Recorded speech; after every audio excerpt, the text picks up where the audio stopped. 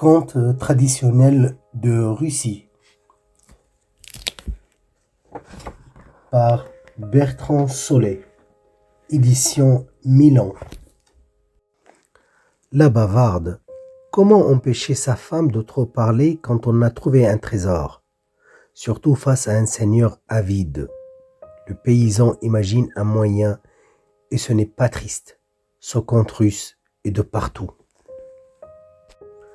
Le paysan avait une femme bavarde, si bavarde que tout ce qui se passait à la maison était aussitôt connu des voisines et des servantes du barin, le seigneur des lieux.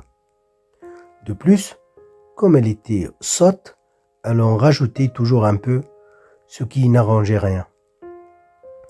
Et voilà qu'un jour, en labourant un lopin de terre, le paysan trouva au pied d'un arbre un chaudron empli de pièces d'or.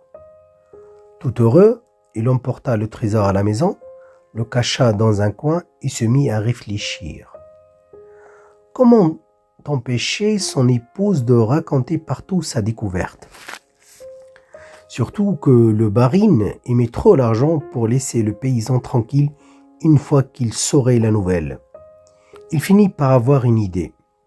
Sans que sa femme n'en sache rien, il alla acheter des crêpes, fit main basse sur un lièvre pris dans un piège et pêcha une énorme truite dans le vivier du château seigneurial, sans être vu de personne. Après cela, il recouvrit de crêpes un buisson, non loin de chez lui, accrocha le lièvre à un arbre au croisement du chemin et le brochait au sommet d'un autre arbre, celui au pied duquel il avait trouvé son trésor. Rentré chez lui, il appela son épouse et lui montra le chaudron. Elle s'enthousiasma à la vue des pièces, folle de joie. « Nous voilà riches, » dit le paysan, « mais personne ne doit le savoir car nous ferions des envieux. Sauras-tu te taire ? » « Promis, mon cher mari, pas un mot ne sortira de mes lèvres. »« Je te crois. Tiens, viens donc, je vais te montrer où j'ai trouvé notre or. » Elle s'empressa de le suivre.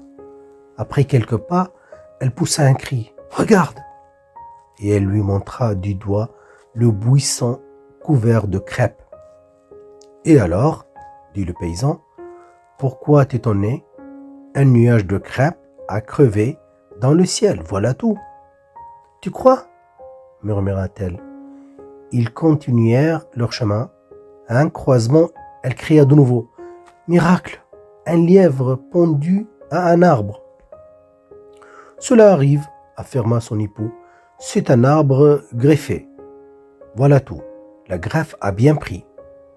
Tiens, attrape la bête. Demain, tu en feras un civet. » Elle obéit. Ils arrivèrent au pied de l'arbre au trésor. « Voilà, c'est ici. » La femme cria pour la troisième fois, s'émerveillant de voir un brochet pendu à une branche. « Cela arrive, » répéta le paysan. « La preuve.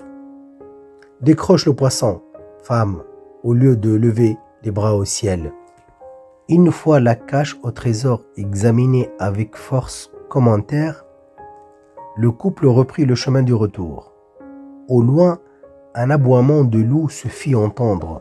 « Tiens, » fit le paysan, « entends-tu notre seigneur crier ?» Un peu plus tard, les vaches d'un troupeau meuglèrent. « C'est bien ce que je disais, » reprit le paysan. « Ce sont des diables qui ont attaqué le barin. Il sait se défendre. Écoute, comme les maudits se plaignent. » Le lendemain était jour de marché.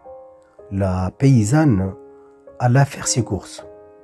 Au début, elle retint sa langue, mais bientôt ce fut plus fort qu'elle. « Ma compère, j'ai un secret à te confier. Surtout ne le répète pas. » De compère en compère, la nouvelle du trésor trouvé courut dans tout le village avant d'être rapportée au barin qui bondit de colère. « Un trésor sur mes terres ! et l'on ne me dit rien. Garde, allez chercher le paysan et sa femme. Le couple comparut devant le seigneur. Le paysan nia tout. N'écoutez pas mon épouse, elle raconte n'importe quoi comme d'habitude. Moi, raconter n'importe quoi, riposta la femme. Je dis la vérité, seigneur, et je le prouve. Prouve-le, approuva le barine. Mon mari a caché l'argent, mais je peux vous dire où il l'a trouvé. Il m'a mené hier à l'endroit. Après le buisson sur lequel est tombé un nuage de crêpes, nous avons tourné sur le chemin à côté de l'arbre où poussent les lièvres. Qu'est-ce que tu racontes? Interrompit le seigneur. La vérité, je le jure. Le trésor était sous l'arbre dans lequel j'ai décroché un brochet. Nous étions hier. Je le répète, même que nous vous avons entendu crier parce que 1000 diables vous avaient attaqué. Assez, cria le barine en colère. Cette femme est folle. Tu as raison, paysan. Elle dit n'importe quoi. Qu'on la chasse. Il paraît que cette visite calma un peu la bavarde. Quelque temps après, le paysan alla s'installer dans un autre village où il put profiter en paix de sa nouvelle richesse.